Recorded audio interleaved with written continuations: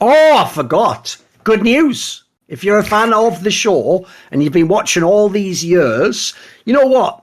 Something's been missing. The last sort of, think it through, guys, sort of the last 2 or 3 splits.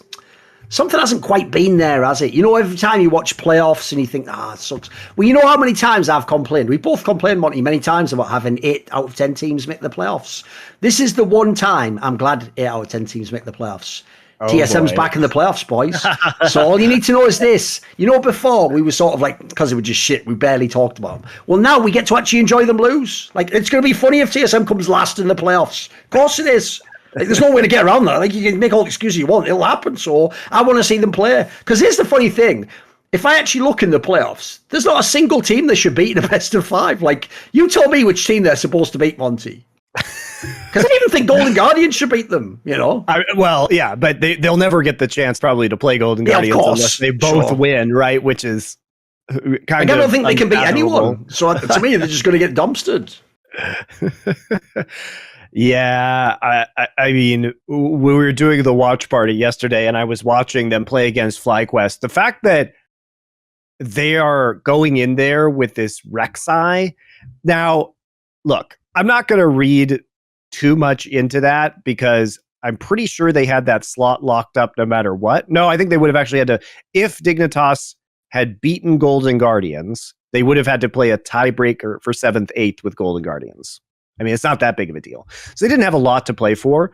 But the thing about Rek'Sai is that Rek'Sai is just fucking terrible in professional play. It's so fundamentally bad because you have to build basically lethality. And even if you're doing super well as the Rek'Sai, even if you get a massive early game lead, there's not really any point in time in the late game where you're going to be able to get more than one rotation of cooldowns off. And maybe you kill one person with that, but then you're just usually in the middle of the team sitting there and are totally defenseless. And if they kill you, they shut you down and take all your gold, which they will kill you eventually. Or what happens is you have all the gold funneled into you because you took all the kills because your R is an execute and you can one-shot people in the early game and you frequently do pick up those kills. And so the rest of your team doesn't have gold because you took it all. And you're just useless. You're just terrible. So I really dislike Rek'Sai in professional play for these reasons. I think there are maybe some fringe cases where you could make an argument that with specific pick compositions where you're never, ever, ever trying to play in a 5v5, that you may be able to do something with this champion.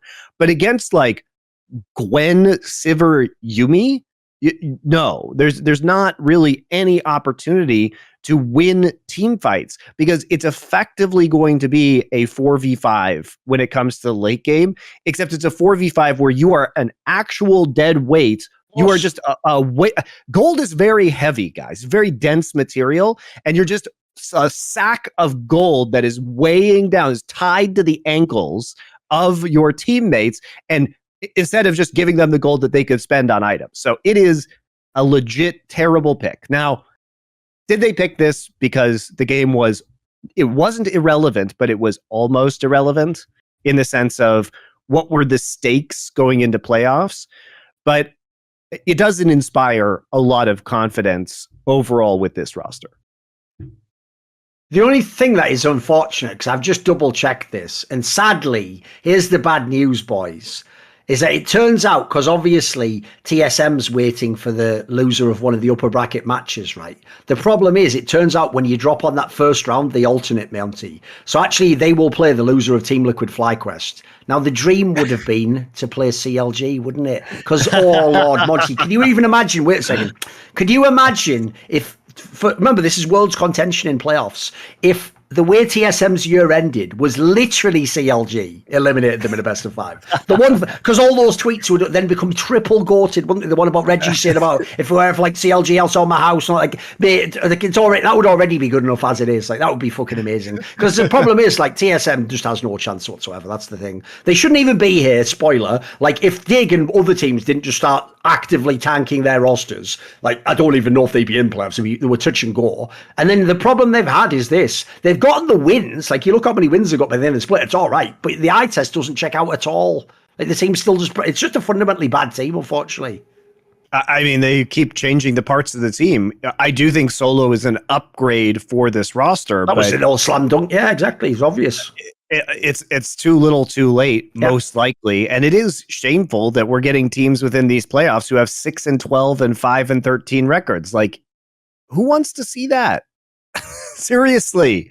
Who is excited about watching these games? Oh, you mean you're not excited to watch, Monte? A team which, due to the way seeding works, will be playing a much better team, who over an entire split can win 6 games, but now they're supposed to win 3 in 5. No, that's not a very exciting prospect for obvious reasons. Think about it. Like, that sounds terrible. What am I supposed to believe in? You know what I mean?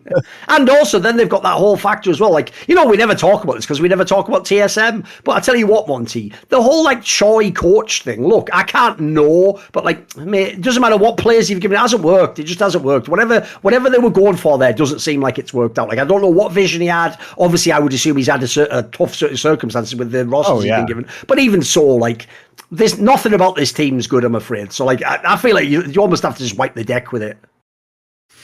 I mean, look, I'm just happy because now somebody at TSM finally has to do the job of GM instead of just it being on easy mode because you have Bjergsen to attract all the talent. We've seen how skilled TSM is at being a GM when they don't have Bjergsen. Turns out Bjergsen was the most important aspect of TSM the entire time, which was obvious from the outside. But somebody has to get it together and convince people to join this org. And it is difficult to convince people to join losing orgs without a lot of talent. It's difficult to retain people. Like, Spica shouldn't want to be on this team anymore. Surely Spica has other options. He could easily replace Santorin on Team Liquid right now.